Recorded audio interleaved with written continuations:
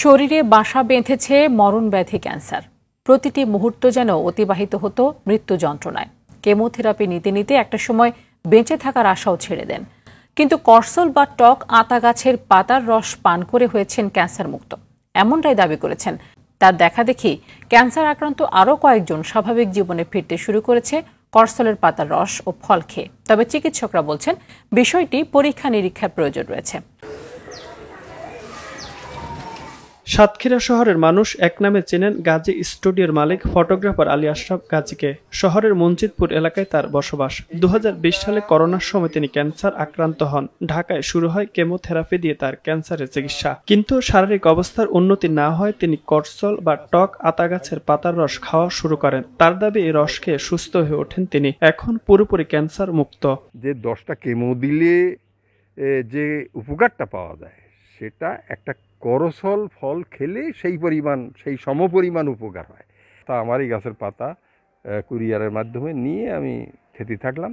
তারপর বাড়ি এসে তো আমি দেখলাম যে গাছে 3টে ফল হয়েছে। ওই প্রথম ফল হইল 7 বছর পর। আর ওই ফলের 3টার 2টা আমি খাইছিলাম। আমি নিজে সুস্থ। ওই একজন কালকে আসলো, গতকালই আসলো। তারপর সাতক্ষীরায় চেয়ারম্যান এই মিতুল বলি ছেলেটা, ও ক্যান্সারে আক্রান্ত, ও পাতা এখনও খাচ্ছে।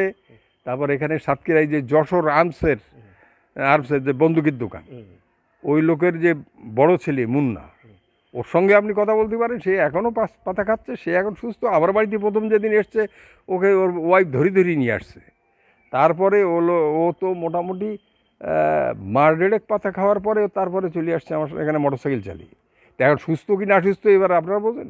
2012 সালে থাইল্যান্ড থেকে বীজ সংগ্রহ করে নিজ বাড়িতে 60টি চারা তৈরি করেছিলেন আশরাফ। এর মধ্যে 6টি গাছ এখনো বেঁচে আছে। তার দেখা দেখি এলাকার অনেক রোগী এই গাছের পাতার রস খেয়ে সুস্থ হয়ে উঠছেন। আমি চেন্নাইতে চিকিৎসা নেওয়ার উদ্দেশ্যে গেছিলাম। আমি ওখান থেকে চিকিৎসা নিয়ে ফেরত আসি দেশে। আমার এখানে আমার এক বড় ভাই গাজী স্টুডিও আশরাফ ভাই করসল গাছের পাতা দিল। ওইটা চায়ের মতন করে জ্বালিয়ে সকালে এবং সন্ধ্যায় 2 বার খাইতে হবে। ইনশাল্লাহ আমি ভালো আছি এবং ভালো মনে হচ্ছে ইনশাল্লাহ। করসলের ফলও খেয়েছি, উনি আমাকে ফল খাইয়েছেন। হ্যাঁ, খেয়ে আমার মোটামুটি আলহামদুলিল্লাহ ইনশাল্লাহ খুব ভালো, আমি ভালো বোধ করছি আর কি। এখন আমার আপাতত কেমোথেরাপি নেওয়ার লাগছে না।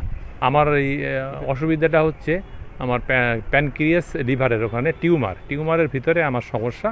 এই জন্য ওটা অপারেশন করা সম্ভব হয়নি, যার কারণে কেমোথেরাপি দিয়ে চেষ্টা চলছিল। তারপরে আমি কেমোথেরাপি দিই এবং দেশে এসে এই করসলের পাতার সন্ধান পাই। তবে চিকিৎসকরা বলছেন এর বৈজ্ঞানিক কোনো স্বীকৃতি নেই। এই গাছ নিয়ে পরীক্ষা নিরীক্ষার প্রয়োজন রয়েছে। আমাদের সব চিকিৎসা এভিডেন্স বেসড, এবং যেখানে প্রমাণ পাই আমরা শুধুমাত্র সেই ওষুধগুলো আমরা ইউজ করি। তো আমার মনে হয় যেহেতু করসলে কিছু রোগী উপকারিতা পেয়েছে বলে আমরা শুনতে পাচ্ছি, তা আমার মনে হয় এ ব্যাপারে আমাদের যে গবেষণা করার আমাদের সুযোগ আছে, এবং আমাদের যে সিস্টেম আছে যে গবেষণা করার যে মেথোডোলজি, সেইভাবে আমাদের গবেষণা করে আসলে দেখা উচিত যে আদৌ এই ধরনের একটা এর ভিতরে কোনো সম্ভাবনাময় কোনো ক্যান্সারের বিরুদ্ধে কোনো ঔষধ এই পাতায় বা এই গাছের ভিতরে আছে কিনা। এটা করসলের ক্যান্সার প্রতিরোধী ভূমিকা সবার মাঝে তুলে ধরা দরকার বলে মনে করেন গাজী আলী আশরাফ। বেশি করে এই গাছ লাগানোর উপর জোর দেন।